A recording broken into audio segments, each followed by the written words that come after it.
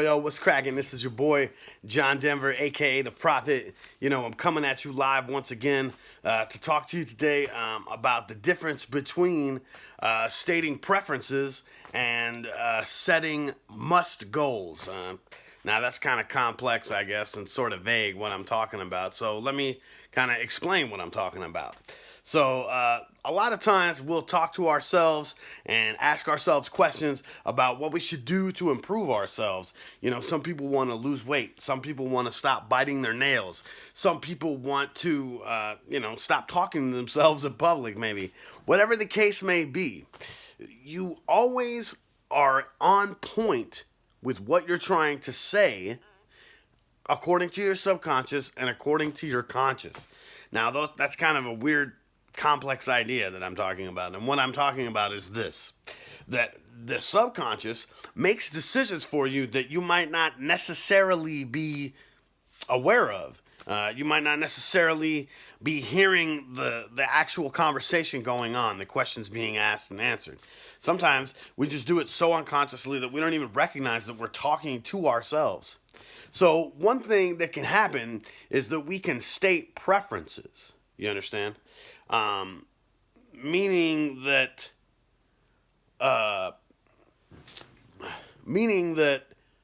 we can state something that we would like to have happen, but isn't necessarily going to happen.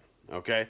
So what I mean by that is, if I say to you, I should try to exercise more.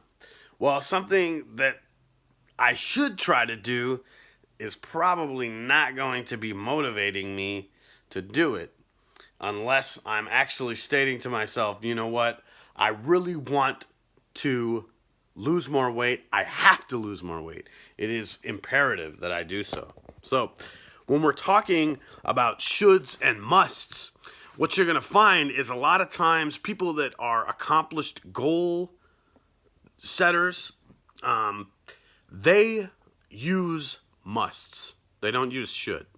They go, I have to get this done. This has to get done. I have to make sure that I do this. I have to make sure that I do that.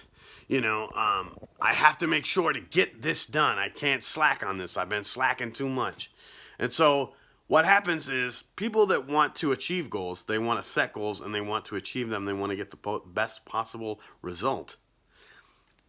But say, I should, tend to not be motivated to even achieve that goal. They just think that because somebody else might have said to them that they should. They have an idea of what the world wants them to be, but not really an idea of who they want to be. Because the fact is most of the time, you're getting what you ask for. Unconsciously or consciously. The person that you are was made by you. Yeah, there were factors that maybe swayed your perception. Maybe they took your perspective and turned it on its side. But you can always come back from that.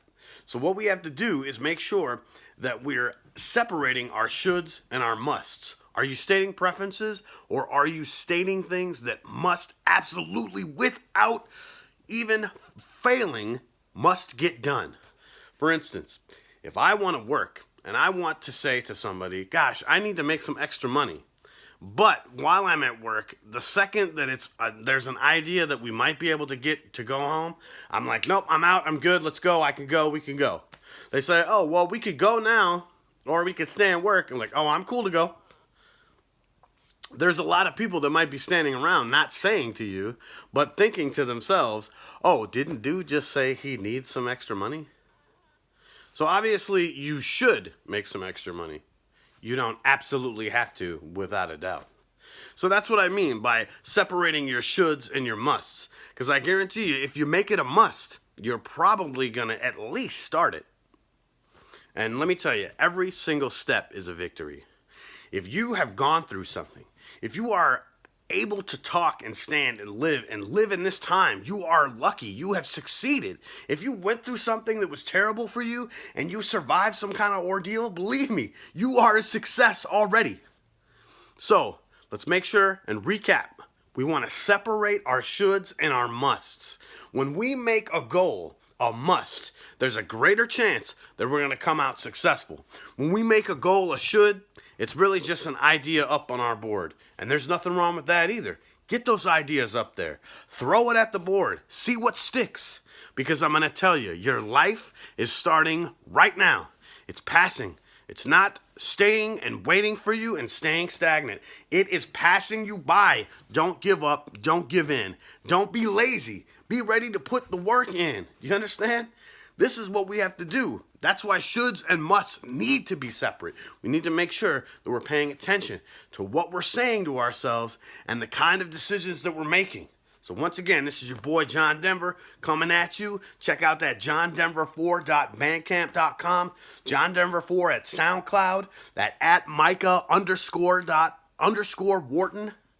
Check out the Micah, aka the Prophet.wordpress.com, George Balwell at Facebook.com. Check out that Prophet page, the Prophet at Facebook.com. Check it all out. It's all popping, baby. And you know just what it do. John Denver, aka the Prophet. Peace.